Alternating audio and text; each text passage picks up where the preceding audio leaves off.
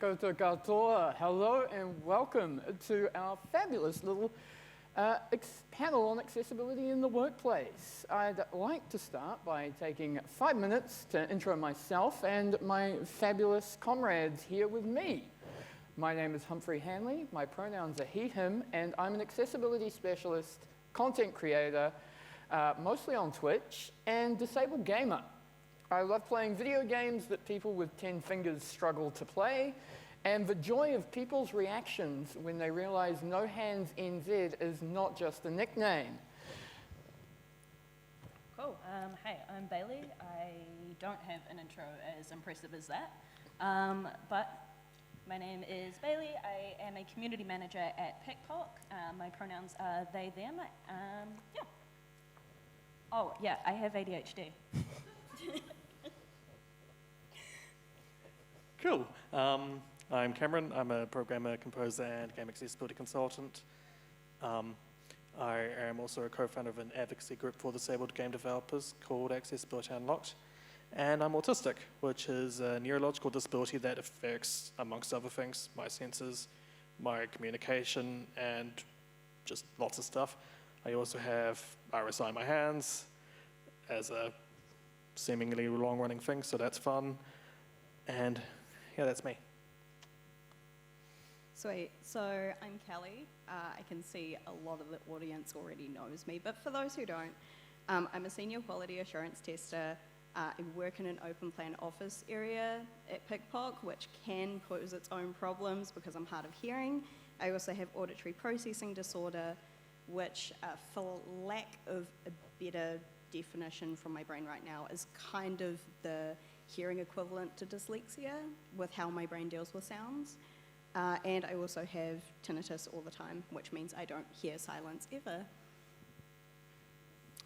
Thank you, and thank you all for joining us here today, because it's an important conversation to be having about creating accessible workplaces. So then, as an industry, we can welcome disabled game devs out there into employment. Which then, in turn, for people like me, means there'll be more accessible games being made with accessibility built into the culture. In terms of my own experiences, obviously physical accommodations are kind of my biggest barrier I face on a day-to-day basis, even having to wheel around events like this and find the secret level door to come in the back entrance. But in terms of workplaces, though, I know it can definitely be a very daunting prospect for a potential employer to think about someone like me, and there's probably thousands of questions running through managers' minds or HR's minds when they think about what accommodations is someone like me going to need. My last corporate job was, fortunately, for a very large company that was able to afford the costs accommodating a standing desk, an ergonomic chair, a workstation setup that could accommodate my accessible technology needs.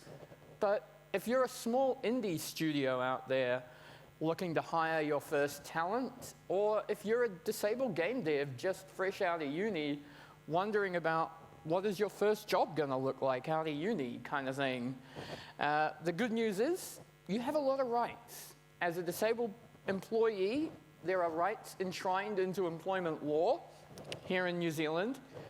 Any employer must make what's called reasonable accommodations to enable your employment.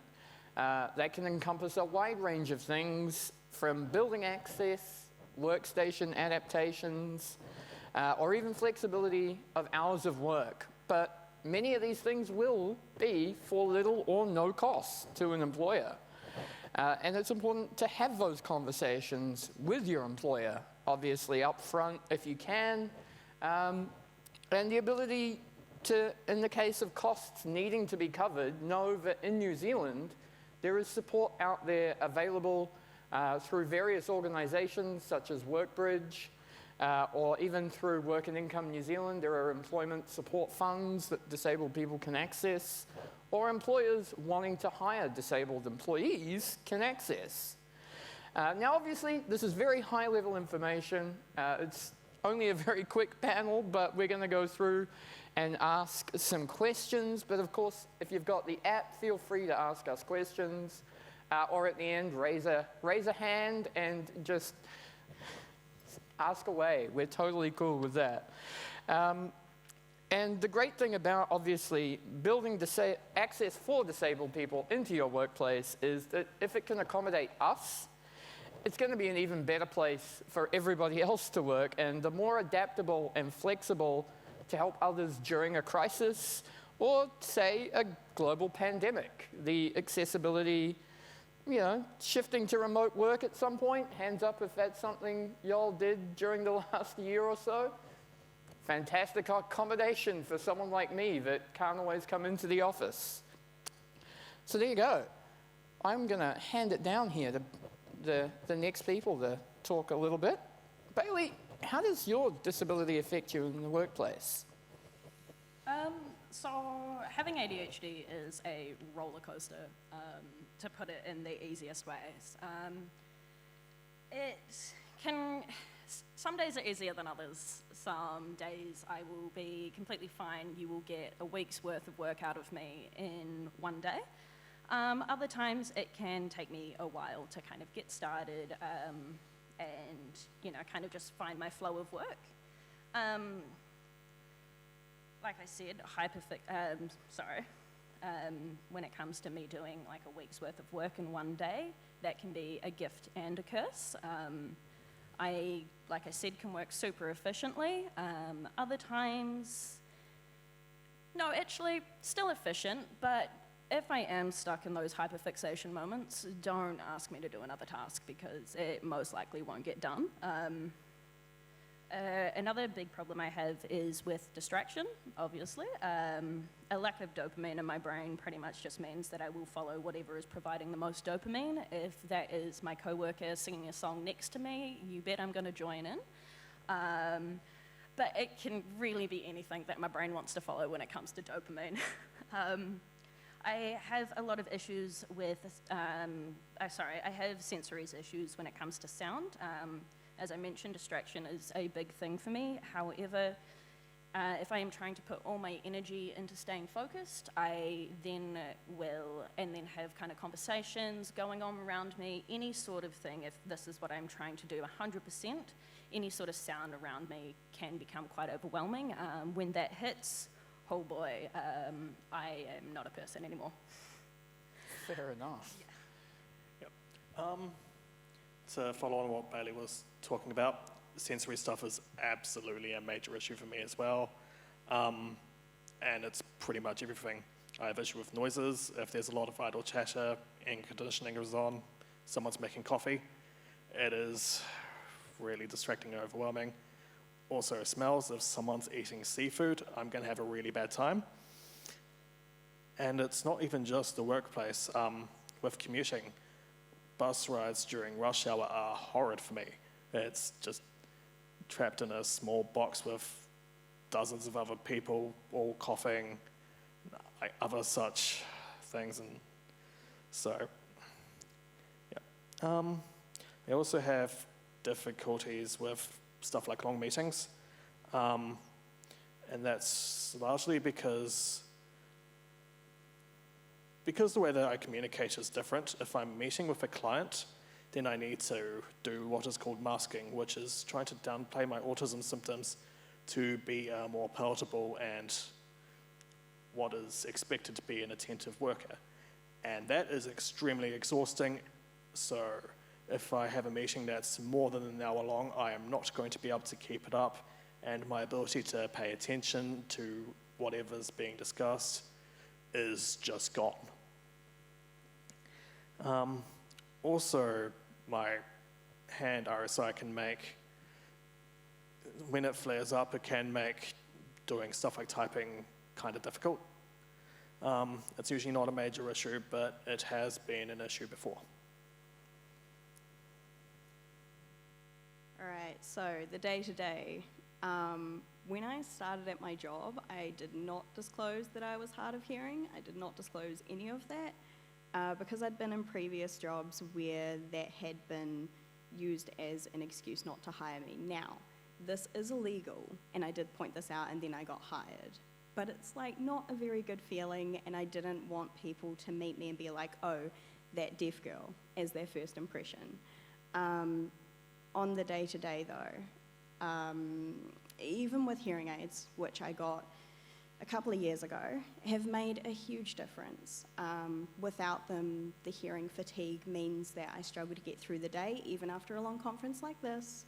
I still have hearing fatigue, but it is substantially less than what I would have had. And I spoke here a couple of years ago in the room where we had the keynote, and that acoustically is probably one of the worst rooms to hold a panel with a hard of hearing person, because I missed half of the questions. I was just pretending to catch on and basically waited for someone else to answer a question, and then I would base my answer off of what I thought the question was from that answer. Very messy. So with hearing aids, if the meeting space is echoey, I can still struggle if someone is talking and not facing me, even if they're walking ahead of me 1 meter on the street. I won't hear them anymore. It also means that with the global pandemic and people using masks, keep using masks. Masks are awesome. Masks do mean that I can't lip read anymore. So it just adds sort of another level of difficulty to interacting with other people. I get hearing fatigue in long meetings, which also amplifies my issue with decoding sound, so that delay increases the more tired I get. If my desk is with my back to a walkway, or if people can only approach my desk from behind, there is a chance that I will scream at the person who has, it's basically a cat with a cucumber, right? Like, you've all seen the meme. That's me. So that happens when multiple people speak at once. I can't filter audio sources, so I can't get clarity of who's saying what and zoom in on one person speaking. It's all just a bit of a jumble. And yeah, it can be pretty exhausting sometimes. So what kind of, in that sense, and this relates to a fantastic question that's just come through as well, what kind of accommodations have you been given, Kelly, and how have they helped? All right, accommodations. One is we changed where my project did their meetings. Recently, we've reassessed how long our meetings are for, and this sort of comes into a curb cut effect. And the curb cut effect refers to on footpaths, when you come to a corner, there's a dip in the curve, which was put in for people with wheelchairs. However, this also helps people with prams, it also helps people with trolleys, moving stock. It benefits everyone. So the shorter meetings or breaks within meetings benefits not only me with my hearing fatigue, but also other people with other needs. Additionally, my back is no longer 2 walkways, which is really great. When I work from home, my workplace uses Google Meets, which has a live caption option there. While this is essentially bad lip reading for meetings, it's still something, and it's something that I can contextualize and then pick up what's being said if I miss it. And Cam, how about yourself? I think the big thing is being able to work from home. I can control my environment. It means that a lot of the overwhelmingness that comes from working in an office is just not really an issue. I can also work with noise cancelling headphones, which helps negate the effect of being in a noisy environment. But the issue with that is they are not cheap, and not my workplace's fault, but in my case, these are my personal ones, and I paid for them out of pocket. But I mean, if you ask your workplace, they might be able to buy you a pair. But and also ergonomic equipment, so like an ergonomic keyboard and stuff like that. It's been a big help when my hands are sore. And yeah, stuff like that. Fantastic. Bailey, have you found anything specific personally for you in terms of those accommodations, more in potentially personal relation accommodations or meetings or things like that? To be honest, I actually haven't asked for a lot of accommodations. The one that I did ask was not to face the door in the office because, hi, if someone pokes their head in, boy, that's my work gone. Other than that, Pickpock has been amazing with just kind of giving us the ability to, you know, work from home, have those work from home days, because some days it's not an office day. It is not a people day for me. So having that ability to work from home is amazing. Even the ability to attend meetings via like Google Meets or Zoom or whatever we're using at the time is a really big help for me because, as Kelly mentioned, put me in a meeting over an hour and that's it for me. I am also done. It gets very tiring. That fatigue is real, eh? It's absolutely a thing. Yeah, and I understand it is. A lot of people get tired through meetings. It's the difference between just being able to push on through the end of it and then kind of realizing that for someone like me, I can't push on. Like, I will just crash. Yeah. Yeah. 100%. The spoon theory is real when it comes to disabilities. And if you don't know what that is, I definitely recommend looking it up. But, and for me personally, with physical limitations and my disability, it varies so much day to day, whether I'm using a wheelchair some days, or whether I just need to make sure that I've got accessible car parking to a business. Obviously, living in Wellington, it's a big challenge making sure that buildings or other agencies that I might visit actually have an accessible access way. Otherwise, meetings can't necessarily take place at their place. They need to meet me somewhere else that I can actually get to. And beyond that, within an office, it's usually about making sure there are pathways that are wide enough to fit a wheelchair down. We're not kind of squeezing through desks back to back kind of thing. And then it comes down to personal adaptive technology that I've figured out over a lifetime of learning to type with no fingers, essentially. But blue skies for a moment. What are some accommodations, Cam, that you wish you could have that you don't necessarily need to ask for, but just existed in workplaces?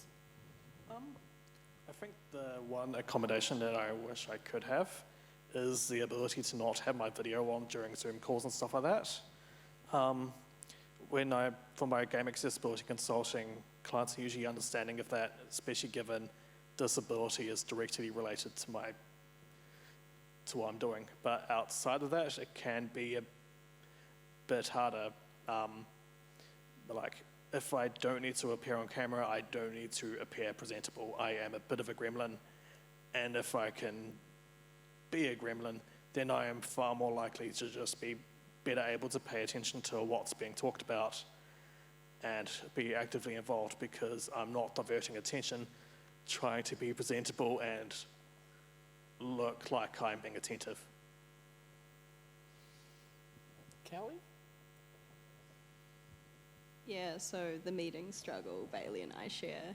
I only recently brought that up with my team because it can be kind of hard to always have to be your own advocate, but I got to a point where I could see that this was also an issue for other additional needs people in the team, and I was like, oh, okay, I can actually advocate for someone more than just myself, and that makes it a lot easier.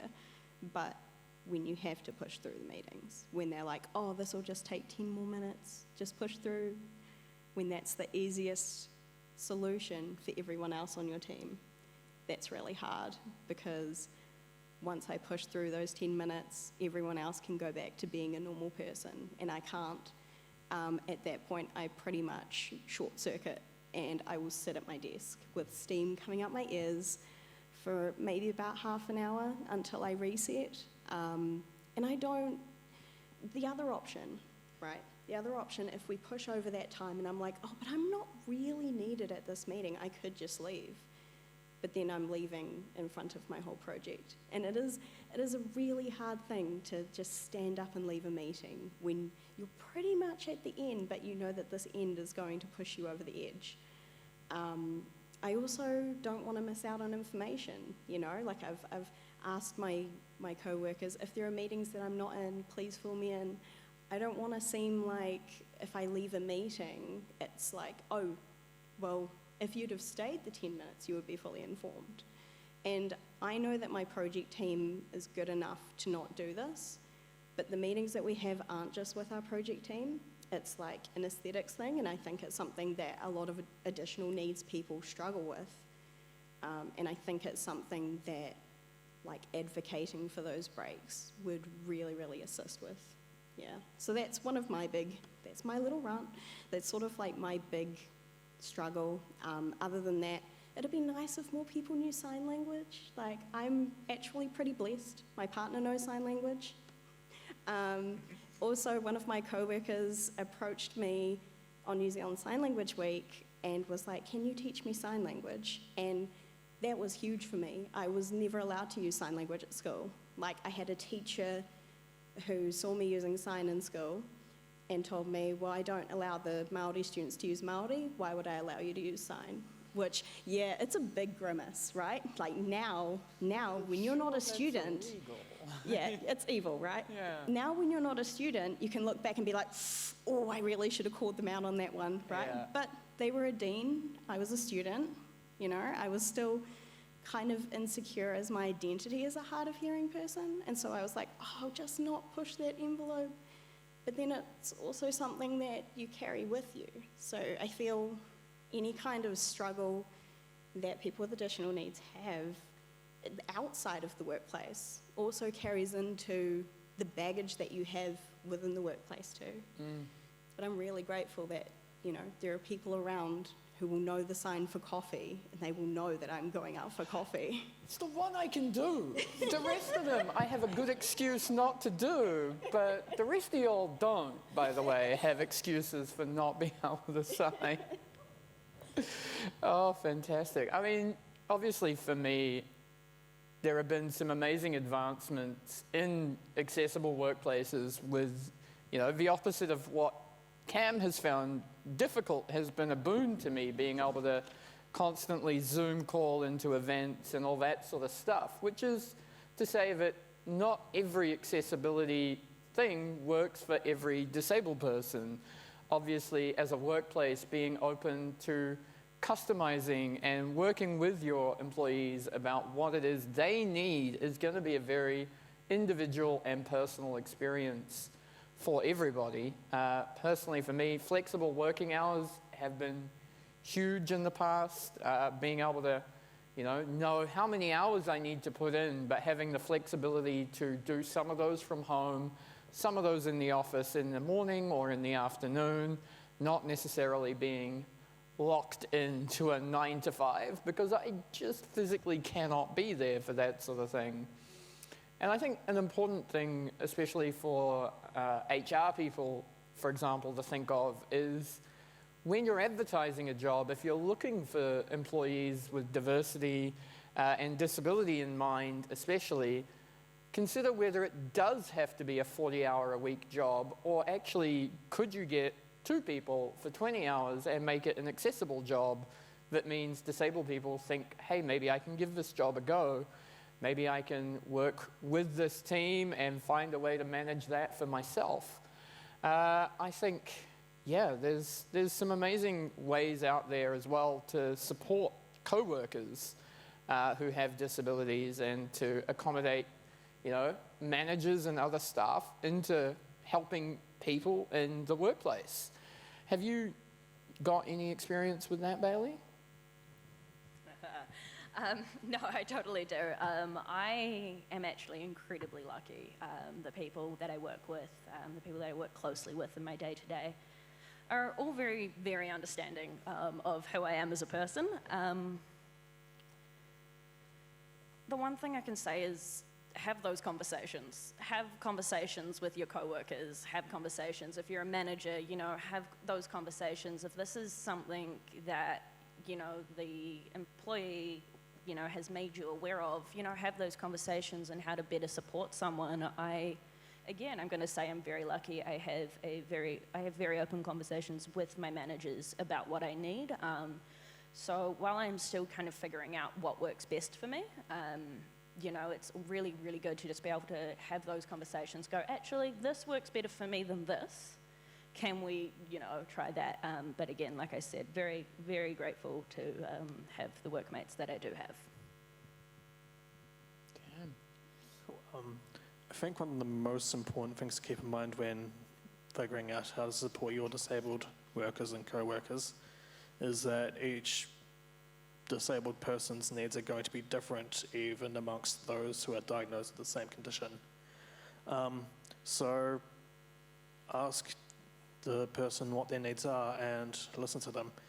Just because someone you've worked with who'd had that condition doesn't need something doesn't mean that other people are not going to need it.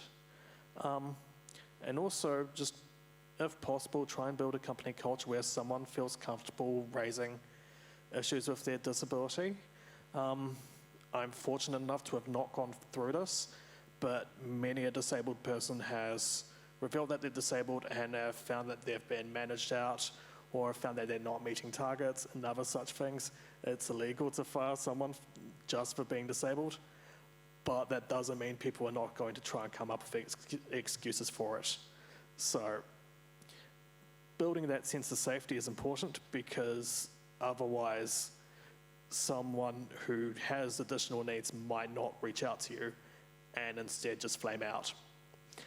So if you can just generally build an inclusive workplace, if disabled people see parents, queer people, people of colour, women, other disabled people get the support that they need, they will be more likely to come forward with what their needs are. And I think just before I hand to Kelly on this question, Cam just raised a very important thing in using that word inclusion, because a lot of disabled people struggle to see themselves in existing workplaces and wonder how they'll fit in to those cultures and things that already exist in the workplace. And while amazing strides are being made with diversity and inclusion, disability is often still left off of a lot of those targets that companies put in place when they look at what are their HR policies in relation to diversity and inclusion. So being able to add that in and making sure that disability is part of D&I in your workplace is a really important thing, because especially for a lot of disabled people, they find themselves disabled first, and then their other extra minorities come into play. And it can be really disheartening when your disability isn't recognized as being of value rather than just of an accommodation that we have to look after. And so I think for a lot of businesses out there, when we start talking diversity and inclusion, it's important to make sure disability is part of that conversation and that disability is represented in that conversation. But also that we're not just asking the disabled person in the workplace to be the token person to put their hand up and figure out all the accommodation needs for everyone else. Like, there are professionals out there that can come and help with that sort of thing, because the disabled person in your workplace already has a heck of a lot of stuff to do, their own job. Kelly? I feel like that was targeted.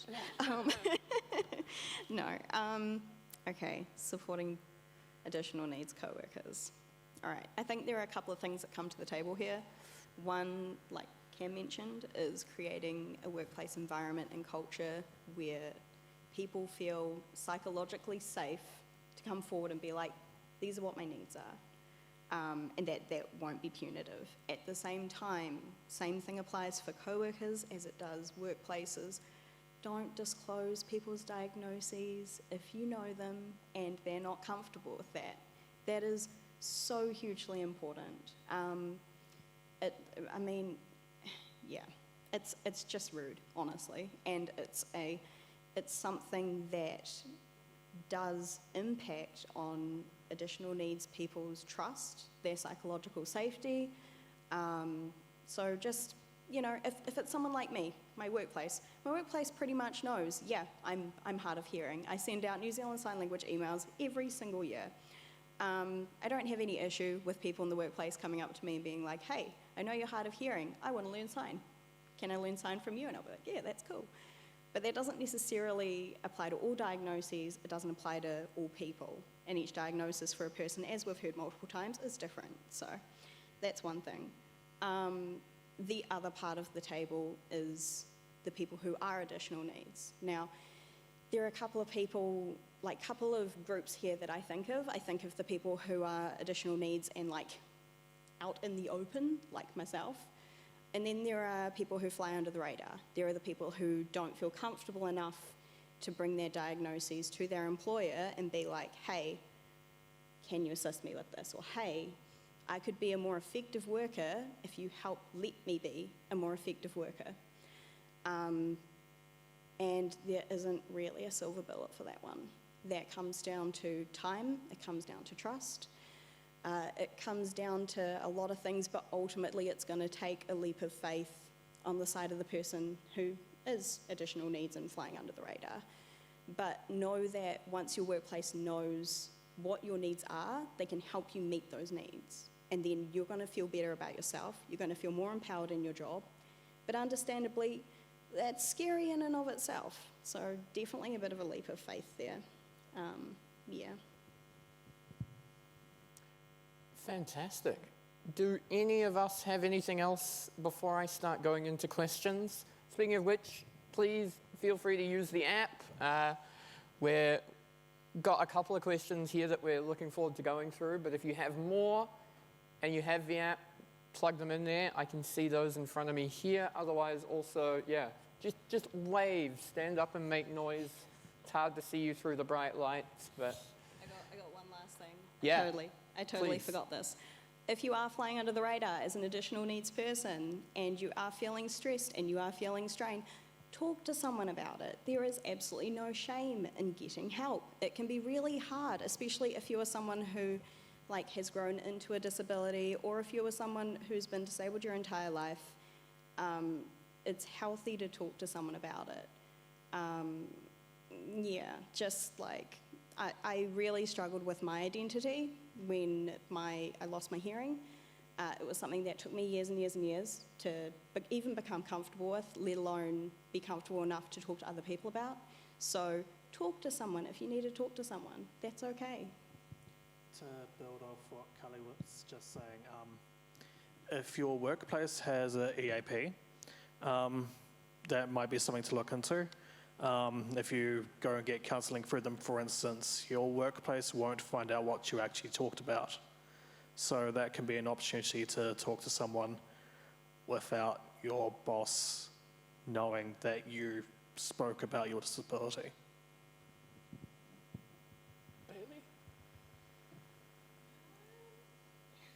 No? You don't need to, totally. In all seriousness, I have a list of, I have notes right in front of me. I have forgotten maybe one or two things of everything that I have written down here, so I'll just move to the question. Yeah, for sure, not a problem. I really like this question, and so far it has some of the most votes, but what are some of the best examples of accessibility in the game industries that you've experienced that some smaller devs can learn from? Feel free to just, amongst yourselves, whoever wants to answer that. Go, Cam. I'm Mike. I should say that my day job, I'm a web dev. I do game dev as a side thing. So, best examples of accessibility. It's mostly the stuff that we've talked about already, like an openness to remote work, being able to purchase disabled employees ergonomic equipment that they need, stuff like that. I think Kelly? Yeah. I think one of the best questions someone ever asked me was, how do you like to work? Because it was just so lovely and inoffensive, but so effective, because then I actually thought about it and I was like, back to a walkway, doesn't work for me. Large echoey meeting rooms, doesn't work for me. Honestly, someone asking me that question then led to a whole bunch of considerations that both work and I hadn't thought of.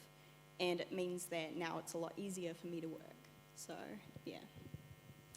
I think some of the best stuff I've seen out there from the big folk in the industry, especially Microsoft, with their hiring practices being right up front of accessibility needs, are even in the HR forms and all that sort of stuff. Yeah, building off of that, I know of some companies and stuff like that who will have in their like enrollment what's the word for the thing that you fill out to actually apply, application form, what your additional needs are, like, and like having all of that stuff up front. Like, you do need to phrase it carefully, just like give off the sense that like you are actually asking for their benefit and not. Yeah, not that it's something as an employee, like you're weeding out the disabled people, but as in this is a part of our culture that we're accepting, we're open, and we want to make it as easy for you as possible to work here.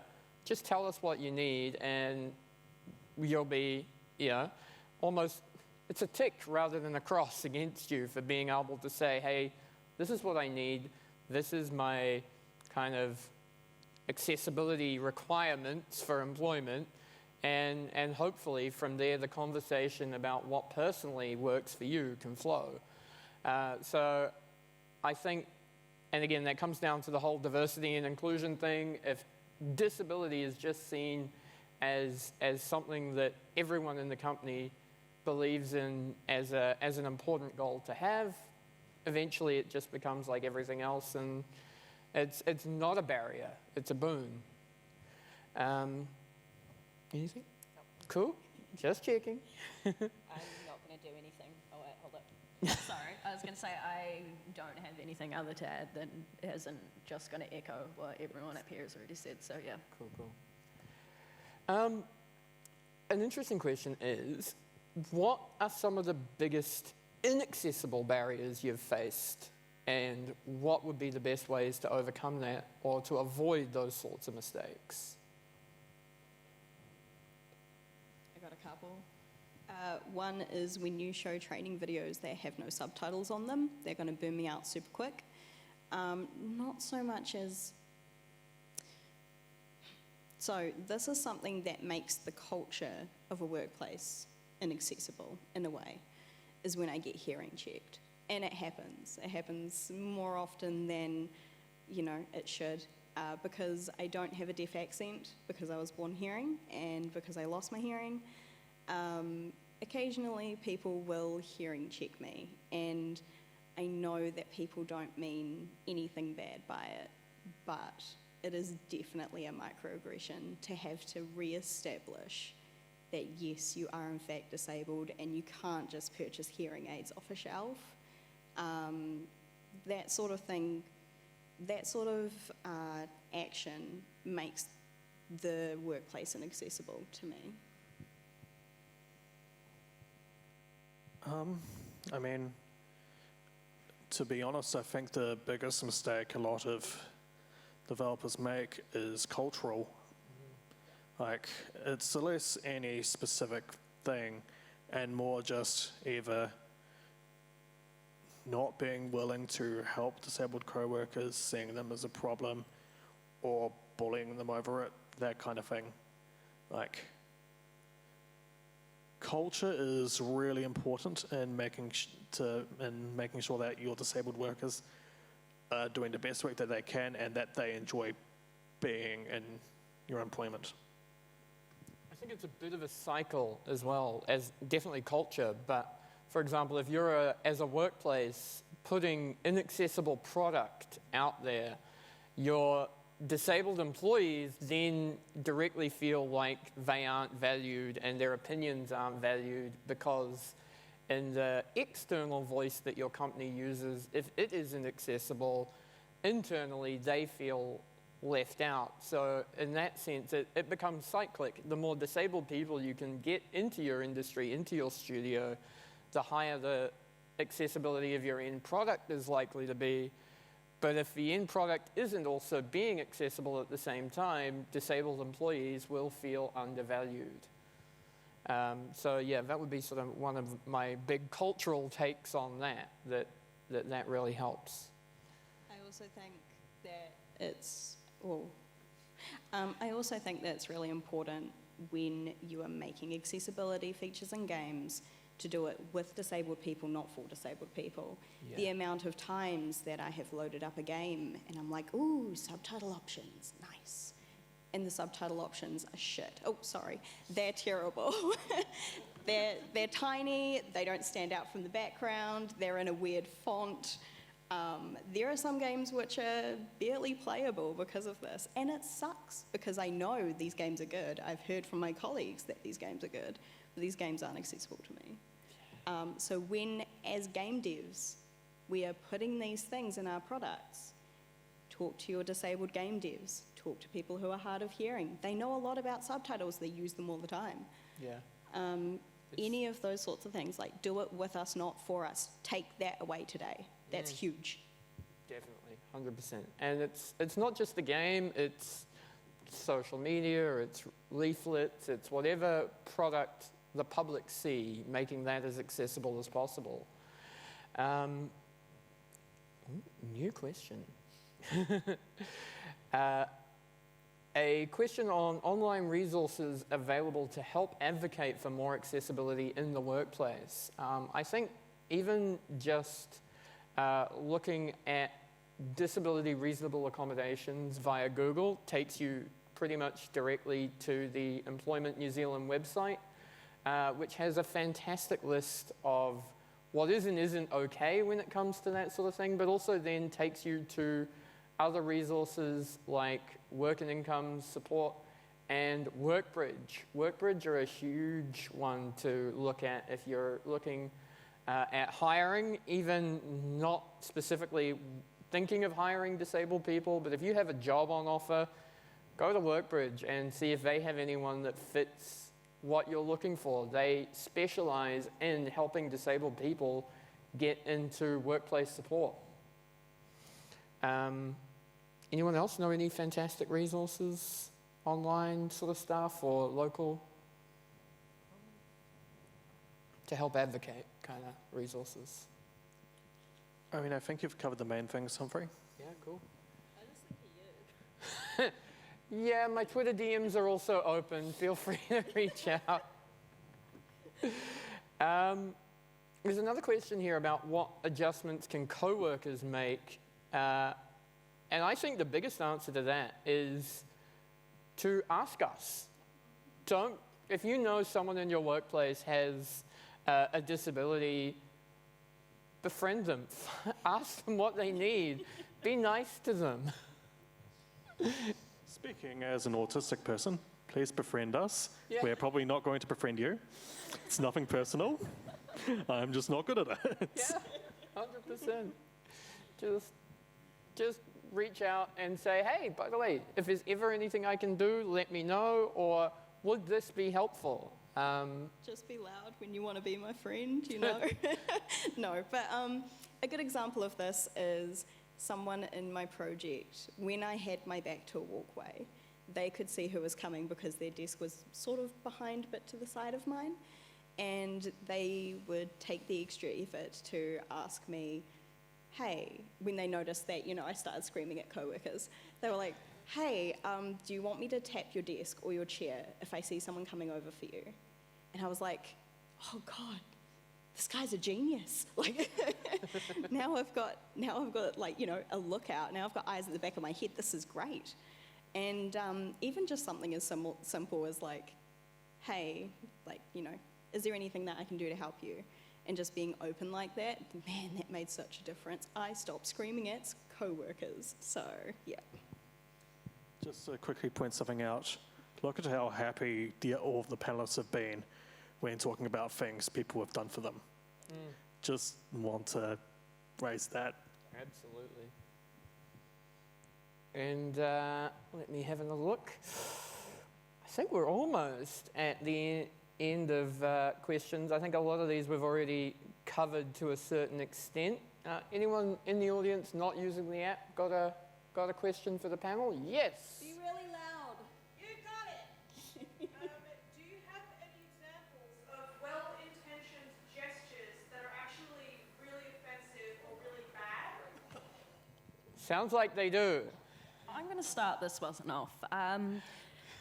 I have been told many times, hey Bailey, your ADHD is showing. That is, I understand, it is well-intended. I am a passionate person when I can, when I get to that kind of level. But yeah, just someone telling me that my ADHD is showing, I'm like, do I need to dial myself down? Like, I understand this was meant to be funny, but wow, I'm just gonna go hide now. Yeah. My one is when I'm in a group conversation and someone has said something that I miss, and so I ask the person next to me and they say, never mind. And I know what they're trying to say is the thing that was said was not that important, but actually how it reads is you're not important enough to know what's happening, or I'm going to filter what your experience of this conversation is through myself by not telling you what's going on. Never mind is the most filthiest word you can use to a deaf or hard of hearing person. Don't do it. If it's something that was personal, that was said, then just be like, oh, it's okay, we can talk about it later. And then just say, hey, look, it was something personal, don't worry about it. Never mind. Nah, strip that from your vocabulary, please. Please treat us like adults and professionals, because like autistic people, we have a tendency to be infantilized. There are a lot of stereotypes that we're not very smart and all that. Just please treat us like adults. Absolutely. And I think for me personally, some of the biggest things I've ever come across in that vein was about people making assumptions about what would or wouldn't be something I want to go and do or be a part of, because we won't invite you to this because it's in an inaccessible place. Like, my disability is so varied that some days actually a flight of stairs isn't too challenging, but other days it is. Obviously, the ideal is you put everything as accessibly as possible, but if it isn't accessible, don't assume that I'm not going to want to go. Invite me anyway. Just to build off on that, a lot of disabilities, how severely they impact us, can vary day to day or even hour to hour. So just because we could do something one day doesn't mean we can do it every day, and vice versa. Because we can do something one time doesn't mean we can never do it. Wow, okay. All right. There was one more question there that we haven't covered. There's a couple, but if you have one in specifically, I was just going to go with what's the one thing that, if we go down the panel here and have one takeaway for everybody? We'll do that one then. Yeah. Mine would be something that Kelly has already touched on, but nothing about us without us, as in make sure if you're building accessible accommodations into anything, you actually ask disabled people, what do you need? What is it that would be the most use to you? Come on, Bailey. Cool. The one thing I could have people take away from this is have conversations. Managers, have conversations with your employees. Yeah. Co-workers, have those conversations. If you are approachable, if people trust you, they will be willing to have these conversations with you. So please, even open that door for those conversations. If it doesn't come straight away, that is fine, but at least they know that door is open. Do you want to go first? I'm still thinking. Okay, yeah, I'll go first. So mine would be, other than what Humphrey said, see the value in the curb cut effect. Accommodations that work for us will also make working easier for a whole lot of people. Some of them able-bodied, some of them not. Maybe some of them are flying under the radar, you never know. So any accommodations that you make for us will probably benefit a lot of people. Something to consider.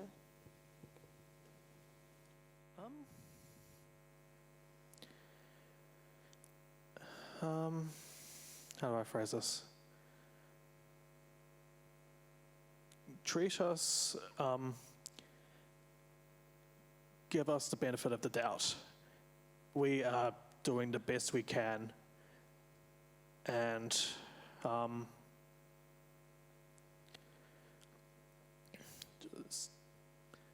like, we're disabled, we don't sometimes know how to convey that, and just trust that we are acting with the best of intentions, unless like we start stealing or something like that.